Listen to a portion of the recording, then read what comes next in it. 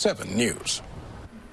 Joining me now to take a closer look at the housing problem is Ilana Lipset, the Senior Program Manager of the Equitable Futures Lab at the Institute for the Future. Thanks for coming in. Thanks for having me. So how do we solve this dilemma here to make housing more affordable? Is it as simple as just building more units?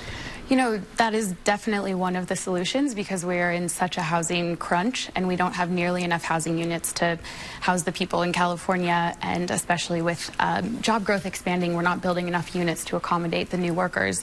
But that's only part of the puzzle, and one of the things that we look at in the Equitable Futures Lab is wealth inequality, and wealth inequality is at an all-time high. And that's being mirrored in and exacerbated by the housing crisis. So we need to think about the things that will allow people to build wealth, to have better jobs, to have quality jobs that will allow them to be able to afford more housing. The Bay Area housing insanity, when you look at what rents are in San Francisco, a lot of that has been driven by the tech companies. Is this basically a San Francisco or Bay Area or a California problem, or are we the exception when you look around the country? You know, I can't really speak to housing markets around the country, but the National Low-Income Housing Coalition has a new report out called Out of Reach that shows how much you need to earn in every jurisdiction in order to afford a modest two-bedroom apartment. And it's nearly impossible on a minimum wage job anywhere to afford a two-bedroom apartment. In California, for example, you need to earn about $35 an hour.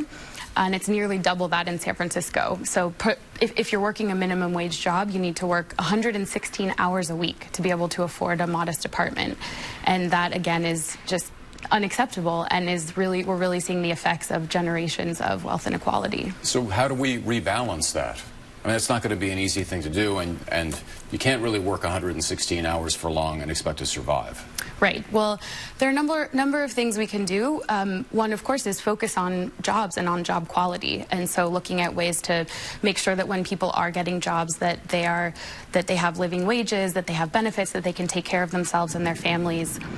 Another thing that we need to do, which you touched on with the first question, is build more housing and make it easier to build more housing and make it easier for people to afford that housing. So cities have a number of things that they can do to make the cost of capital more accessible to developers, such as affordable housing trust funds or low-income housing tax credits, or incentivizing building housing or affordable housing in high development areas that are attracting investment, like in opportunity zones.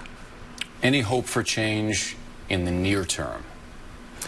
I think so. I think the fact that this is such a topic on the tip of everybody's tongues, whether you're on a street corner or a bar in San Francisco or on the national debate stage as a presidential candidate, I think the fact that it's getting so much attention is really hopeful. And there are really innovative programs like the East Bay Permanent Real Estate Cooperative that's working specifically with communities of color and with co-op models to take housing off the speculative market. There are programs like Hamilton Families or the Lotus Campaign, which are incentivizing landlords to rent to people who might otherwise be considered risky renters. And so this is such a multifaceted issue, and we're seeing a lot of new, old and new organizations that are working on this from all these different angles, and I think that has a lot of hope in it. Yeah, we pretty much need everybody all in to find solutions here, but Ilana, thanks so much for coming in. Thanks so much. All right.